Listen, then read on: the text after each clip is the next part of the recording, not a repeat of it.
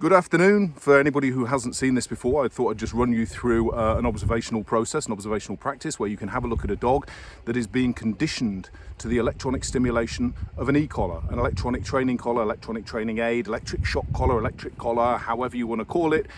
He is being conditioned to the stimulation that that training tool offers.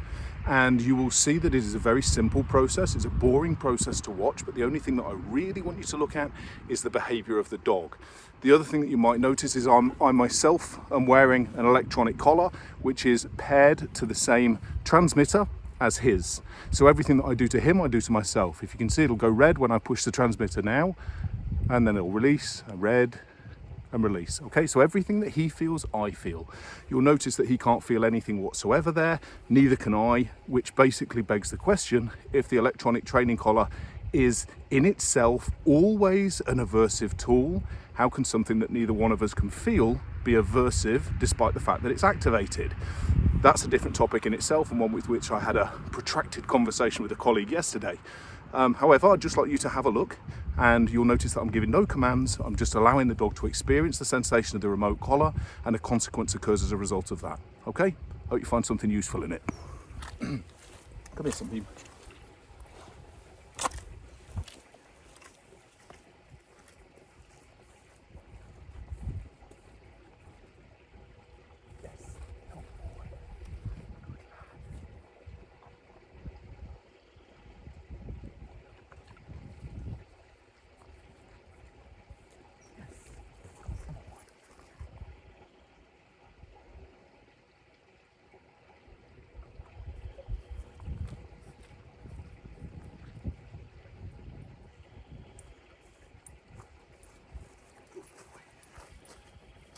Yes, good lad.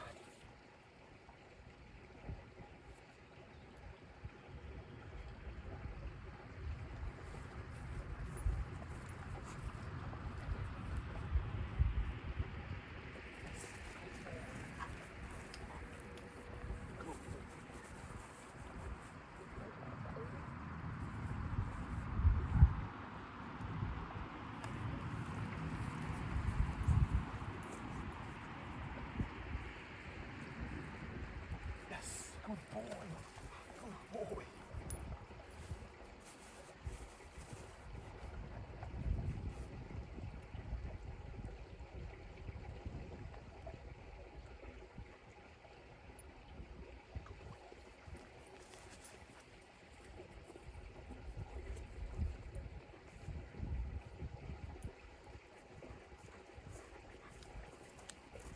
Yes, good boy. Yes, good lad.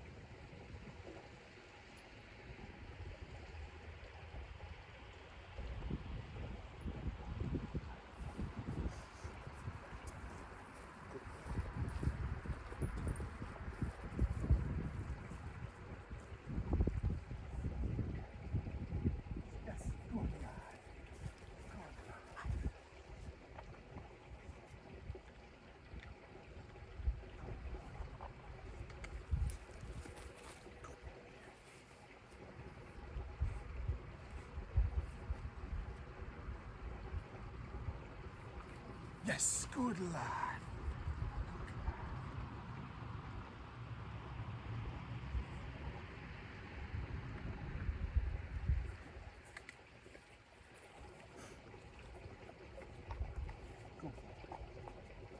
Yes, good lad. Good lad.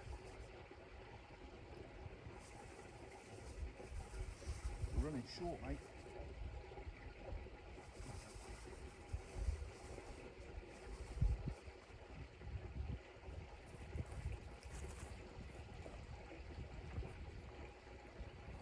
Yes, good boy.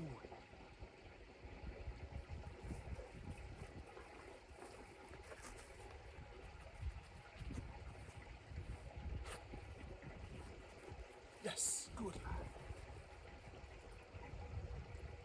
Yes, good boy.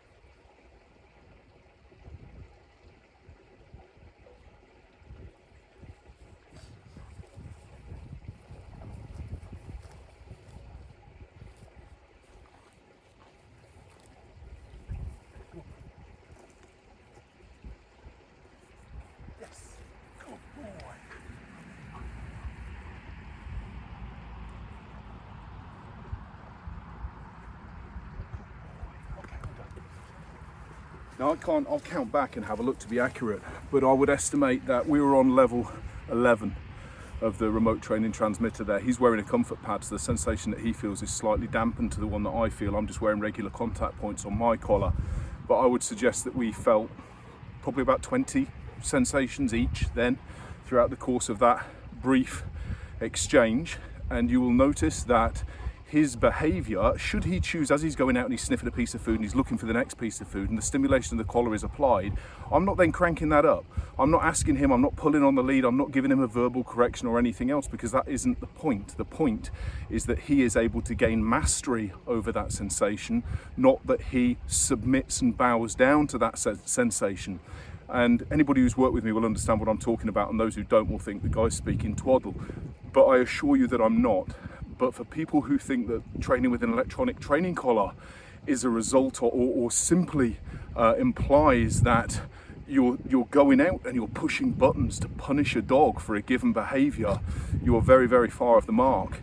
And people who think that you need to be, giving commands all the time in response to electronic training collars, you're also far of the mark, because what you do is you're stripping everything right the way back, or right the way down to as basic and as digestible as it can be, so that the dog is able to actually comprehend what that sensation means, not to simply be afraid of that sensation, because the dog is going to need to be in control of that sensation, so that the dog is then in control of his own behaviour, so that he doesn't need the sensation. And commands start coming in and dogs start becoming far more responsive and far more animated in their actions. He would normally drop himself down if there's nothing going on there and I'm just walking around on a lead and I'm not doing anything, such as, as you initially start working with a dog, I'm not going to ask things of him and I'm not going to present things straight away. I want to see what I've got.